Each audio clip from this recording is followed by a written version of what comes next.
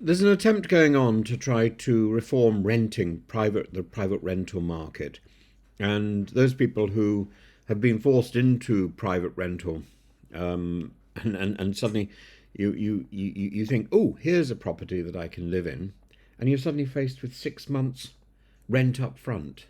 It happened to me a few times, and I was horrified.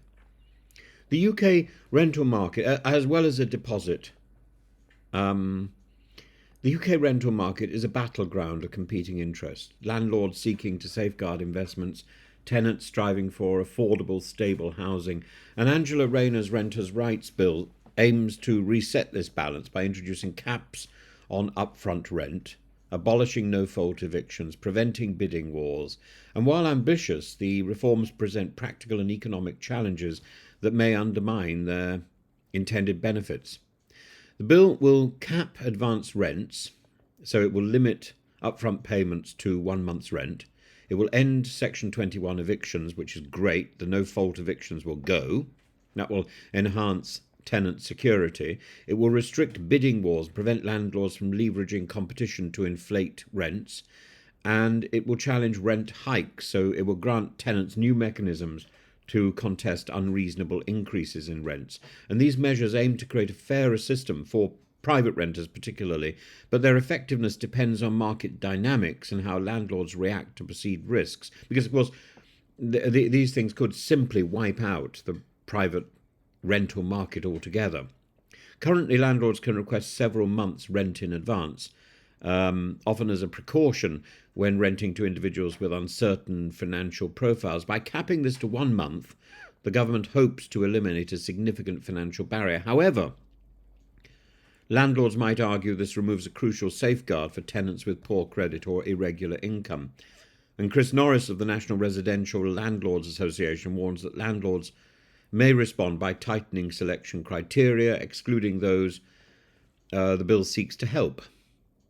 So the unintended consequences may be that those people who are struggling to pay that 6 months in advance may well find they can't even get to see properties in the first place. Vulnerable renters, including students or those in the gig economy roles, may find greater difficulty securing tenancies if landlords become more risk averse. And those people who, as I discovered, who've come back to the UK after being abroad, you don't stand a hope in hell. The end of Section 21 evictions is a landmark change offering renters more stability, but landlords lose one tool to address problematic tenants efficiently, potentially leading to prolonged disputes, costly legal battles, and properties simply being withdrawn from the market. So if a lot of landlords exit the market, converting properties to short-term lets or selling them outright, this could exacerbate the housing shortage, driving rents higher for those who remain. The bill also aims to curb exploitative practices such as bidding wars and unjustifiable rent increases, but without caps on rent rises tied to wage growth or inflation, landlords retain considerable discretion. And as the Labour MP Bel Ribeiro Addy points out, market rates are already unaffordable for many renters. While tribunals to contest rent hikes are introduced, they may be inaccessible or intimidating for many tenants, limiting their effectiveness. The Renters' Rights Bill tackles symptoms rather than root causes. Key gaps include affordable housing supply, and the chronic shortage of homes keeps rents high. Without parallel efforts to build more social and affordable housing, tenant protections may offer cold comfort. And the reforms lack incentives for landlords to house vulnerable tenants, such as government-backed rent insurance or tax breaks. And while reformers champion tenant rights, they risk destabilising the rental market, and conservative critics warn of an exodus of landlords, a plausible scenario given the additional regulatory burden.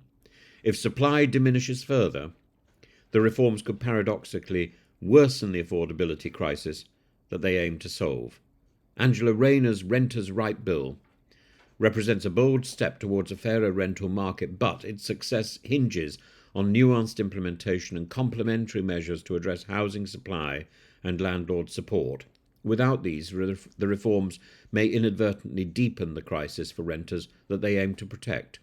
It's another case of a government with good intentions that hasn't done its homework.